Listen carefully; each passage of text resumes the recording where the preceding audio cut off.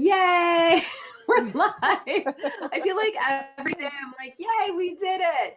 All right. Welcome to the Women in Business Collective, where we talk with exceptional leaders about tackling the challenges that women face on their journey to the top, the things I've been helping women with for the last 18 years. I'm Susan Baroncini-Moe, and I say every day what I love about doing this show is that I get to work with these women every day. I get to see how inspiring they are, how courageous they are, how they work through their challenges with such ease and strength. And this show lets me share them with you. My guest today is Clare Dubé, the founder of Smart Chats, a financial conversation process for sitting in relationships together. Yay! She helps couples in money conflict go from chaos to clarity. Hi, Clare. Welcome to the show. Well, I thank you so much for having me. A pleasure to be here. Well, I am glad that we're here. I'm glad we made it. We did it. A little technology. Yep. Oh, yes. Just so much. So we're going to start with the journey. So let's go there. Let's talk a little bit about how you got where you are today. What made you decide you wanted to go into this line of work, and really what made you decide you wanted to start your own thing? Okay.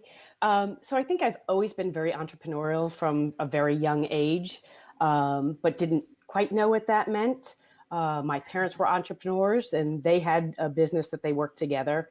And it just seemed a natural fit to start my own business. I'm kind of crunching the years because it's way too long of a journey. But where I really come today has come from the things that I've learned in the past. And once you start connecting dots of everything that you've done, you kind of find your why. And, we do things because we've had this experience most of the time. We solved our own problem, and we're using those skill sets to solve other people with similar problems. So that's really where I got to, the financial therapy end. Really interesting. Really interesting. So what are some of the obstacles that you faced along the way, and how did you handle those struggles? Well, I think the first thing is recognizing that we all have obstacles, many obstacles. There isn't just one. We're bombarded with them. But I think once I realized that there was a common denominator in each of those obstacles that I was facing, and that common denominator was myself. And really kind of my attitude on how I approach things, whether I felt in a victim mode and it was everybody else's issue, or start taking responsibility for myself and how I approached these obstacles. And the biggest one that I think I faced that has transpired me the most, I would say, is being in a family business, and I was in it with my parents and my two brothers and myself. And though on paper we were equal partners, so, the partnership agreement, we each had a third. On the business loans, we were a third. But when it came to compensation, it was not even close to a third. What? How does that Yes. happen? So I will clarify that, things that are done were not done in a malicious way, which I've sound out sometimes that it seems like it, how could that happen? But so my parents had this business that my brothers and I joined in as they were backing out. And at the time, my brothers, one older, one younger. And I was married and had a husband that provided for me. So I was paid less since I had a husband to take care of me. As my brothers were the breadwinners, they were paid more. So it had nothing to do with skill set and job. And I perceived it as being less than. And I know that wasn't the intent. It was never the intent. My father was trying to make it so that the families could all eat. And I get his perspective, but that was year after year. I interpreted it as being less than. And that was the biggest obstacle I had to overcome is, have a voice and speak up and say, okay, get the concept, but now we have to really bring this into play as to, our skill sets and our value that we bring. Yeah. Yeah.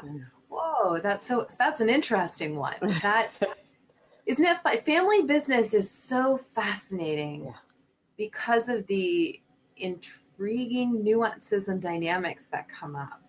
it's So true. interesting. And when you have employees trying to, we talk about perception, what we put out there in public and the things. And I've seen on some of the other interviews you've done, that what we want people to see and what they don't see behind the Yes. scenes, whether it's stitches or what. So I'm hiding mine today. I got long sleeves. It's sorry, I July. lied you. But you have to put that face on too, because you don't want to show that there's any discord in that business in front of subcontractors and clients and such. So, it's when you have to put up that facade Yeah, and you learn to take it down and just be authentic, then it's a lot less stress. absolutely. Absolutely. So, what advice do you have for other professional women who are trying to grow and learn from these interviews? What's your advice? So I think the first thing is to really do internal work with you, starting with what's, kind of doing a SWOT analysis with your strengths and Oh, yeah. weaknesses. Um, because when you start to write it down instead of just all the voices in your head, you really can see that you probably have a lot more skill set than you give yourself credit for. Mhm. And I think that's some of the things we may hear a compliment 20 times and we'll hear a negative response once. And you've heard the story. What do you remember? The That's negative right. response. Yeah. And my advice is to challenge each of those. So when you Yeah. start having those negative thoughts, write it down and challenge yourself. So example, it might be, I'm not good with money. Mhm. Okay, well, what's your evidence behind that? Did Right. you take out a car loan and pay it off? Yep. Well, then you are good with money. You That's a need pretty to good deal. challenge those things because you just create these stories for yourself and not usually having the factual information. Right.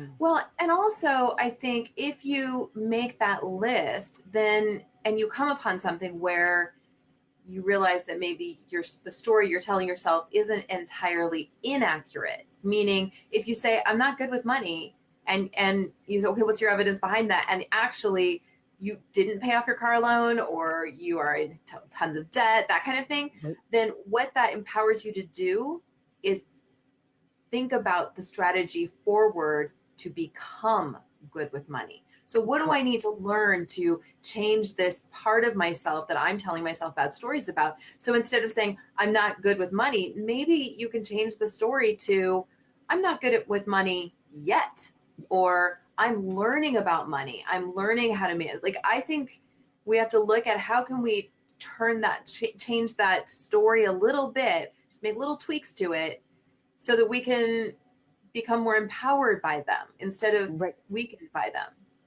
And I think the other thing is asking yourself why and Yes. repeatedly, because if Yes. you say, I'm not good with money, well, why do you say that? Why do you think that?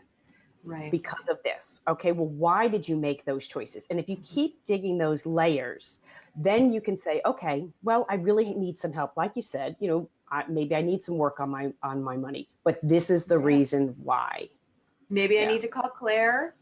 Ladies, maybe you need to call Claire. If you're hearing something that resonates with you, like maybe I'm not good with money. Okay, maybe I'm not. Then you need to call Claire, obviously. There you go. Claire, speaking of that, where can people find you? So they can find me at claredubé.com, and that's ClareDubé. Great. And Quick we'll and have simple. that link in the show notes for today, as well as I think some of your social media too. Wonderful. Great. Great. Thank you for being on the show today. Thank Technical you very difficulties much. aside. Very good to share with That's us. right. We can work through any obstacle, can't we? That's right. My technology just isn't working yet. That's Yes. that's That's fantastic. That's great. Well, that's it for today, my friends. I'm Susan Baroncini-Moe, and this has been the Women in Business Collective show. I do these shows most weekdays at 9:30 or 10:30 a.m. Eastern Time, depending on my guests' schedules. So you can find out what shows are scheduled for next week by going to our Facebook page. And if you think you might have someone who would be a great guest for the show, or you might be a great guest for the show, visit our website at womeninbusinesscollective.com to learn more about how you can apply to be on the show. Thanks for watching. I'll see you next time.